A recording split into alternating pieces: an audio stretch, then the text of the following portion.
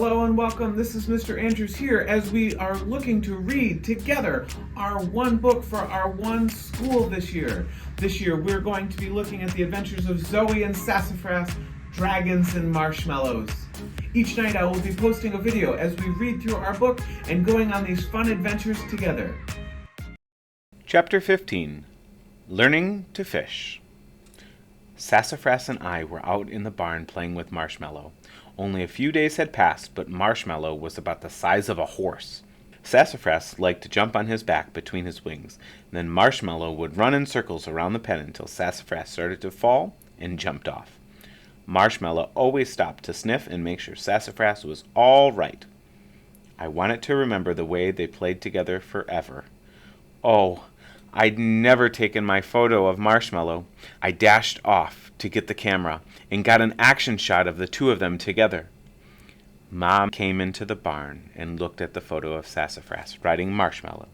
At first she laughed a lot, but then she got quiet. Marshmallow's getting awfully big, Zoey. I sucked in a big breath. I knew what she was going to say next, and I didn't want to hear it. I know this part is hard, but a dragon isn't meant to live in a barn. He's meant to be free. I nodded and kept looking down. If I looked up at Marshmallow, I was sure I'd start crying. I guess he'd have more fun flying around and exploring the forest, I mumbled. And he might not even fit in the barn much longer. Saying goodbye was going to stink. Once Sassafras was done dragon riding, we all headed to the forest stream. Mom wanted to teach Marshmallow how to catch fish. When we got to the stream, Marshmallow seemed nervous. Rather than check out the stream, he snuggled up behind me and put his big head on my shoulder. Sassafras hates getting wet, so he hid behind Marshmallow. Mom rolled up her pants and splashed around in the water. Marshmallow, the stream won't hurt you. It's really fun. See?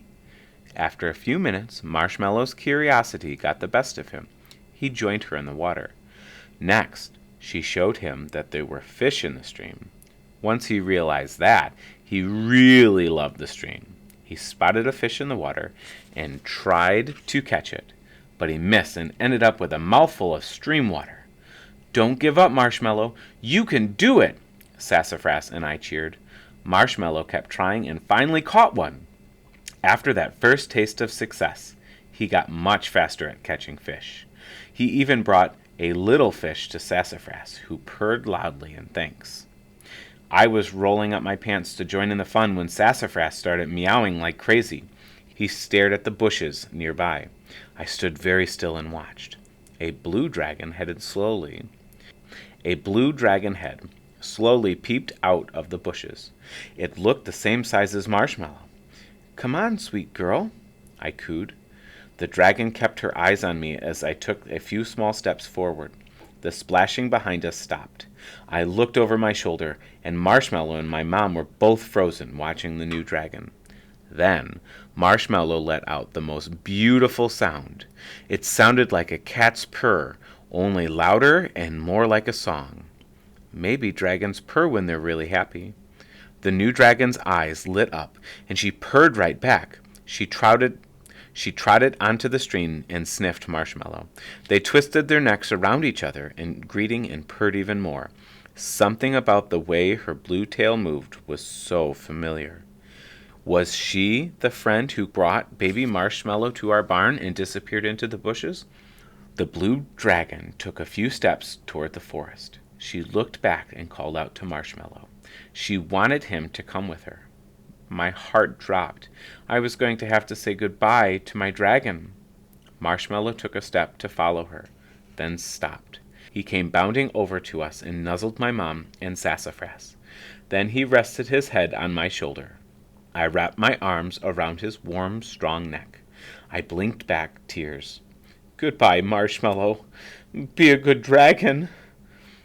I gave him a gentle nudge toward the new dragon. He looked at me one last time. Go ahead. It's okay. I waved him on. Before I could change my mind, they both leapt into the air. the forest filled with the beautiful noise of two happy dragons. The sound was so pretty that it was hard to be sad. My mom moved to the side and wrapped me in a hug. Look how healthy and happy he is. That's because of your help. I nodded and couldn't help but smile as I watched them spin and dive through the air until there were nothing more than specks in the sky. Chapter 16. Smoke?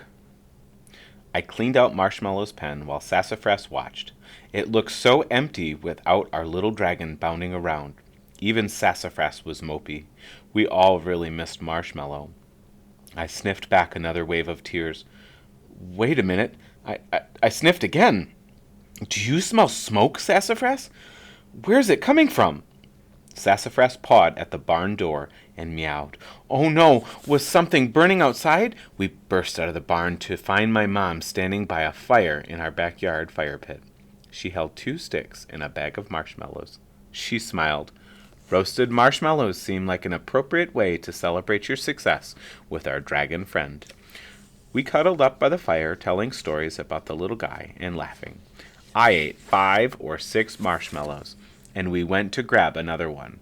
But then I remember how Marshmallow felt after eating the plate of marshmallows. I set my roasting stick down and just enjoyed the fire. I'd skipped the stomachache. After we headed in for the night, I went to my bedroom. Sassafras jumped up on my desk and nosed at my science notebook. It fell open to the next blank page. I laughed and snuggled him up. Oh, Sassafras, I know how you feel. I can't wait to meet our next magical friend either. Thank you for going on this adventure with me as we work through our book, Zoey and Sassafras, Dragons and Marshmallows.